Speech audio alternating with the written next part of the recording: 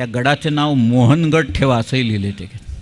गडाचे नाव मोहनगड ठेवून गड दागता करून ठेवा, पत्रच आहे मुळात.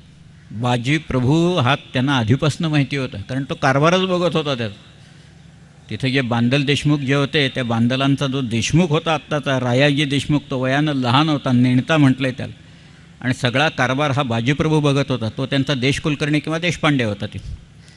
त्यामुळं बाजीप्रभूवर शिवाजी महाराजांची चांगली मर्जी होती, तो त्यांना आधीपासून माहिती होता. आणि त्या मोहनगडाच्या संबंधात शिवाजी महाराजांनी हे लिहिलेलं त्याचं पत्र आहे. शिवाजी महाराजांच्या 2 याद्या मिळाल्या, आमच्या बावडा दप्तरमध्ये मिळाल्या. आमच्या म्हणजे मी आमच्या म्हणतो, कारण माझ्या मावशीच बावडेकरांच्याकडे दिल्यात रामचंद्र पंतांच्या वंशात म्हणून. त्यामुळे बावडा दप्तर मी केव्हाच पाहिलेलं होतं.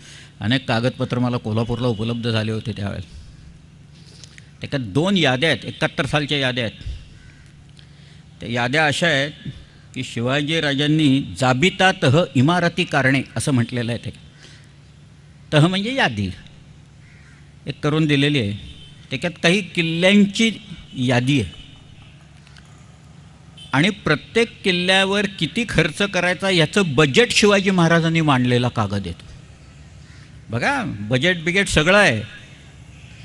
आणि असं नाही कुठं दिसत की 3000 कोटी रुपये आत्ता झालेत आणि होईस्तोवर 10,000 कोटी वगैरे, असलं नाही आहे तिथं काही. त्याच्यात जे काय आहे ते मुकाट्याने करायचं तेवढं आहे. नाही तर मी चोपून काढीन तुम्हाला, तिथनंच कडेलोट करून टाकीन नाही तर तुम्ही.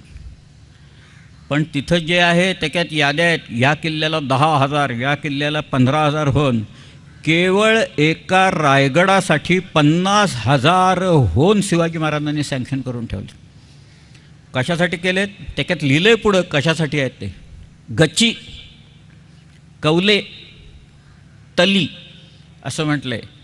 गच्ची म्हणजे व्हरांडे विरांडे वगैरे असतात, त्याच्यावरती त्या लीक व्हायला लागतात, पडायला लागतात, ते रिएन्फोर्स करायचे, हा एक भाग. कौले असतात ती शाकारावी लागतात. पावसाळ्यात ज्या वेळेला सगळीकडे शाकारणी करावी लागते, सगळ्या गेणे तर गळायला लागतं सगळं. आणि तली म्हणजे रायगडला मी सांगितलं आहे, रायगडची पिण्याच्या पाण्याची कपॅसिटी म्हणजे एकूण तलावांची कपॅसिटी 12 कोटी लिटर आहे. तर तोफांचे आवाज झाले, भूकंप झाला, अमुक झालं तमुक झालं म्हणून खाली तळी सच्छिद्र होतात आणि पाणी लीक व्हायला लागतं, सीप व्हायला लागतं. तिथं शिसा आणून ओतावं लागतं सगळं.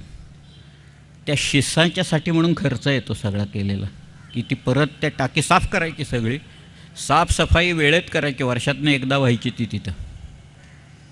मी आत्ता डोंबिवलीत येत असताना दोन्ही बाजूला प्लास्टिकच्या पिशव्यांचा ढीग आणि ते पेटवलेला नुसता कचराच पाहिला नाही. म्हणजे डोंबिवलीत शिरत असताना लोकांचं मत काय व्हावं, तर हे असं रायगडला नाही येत असं.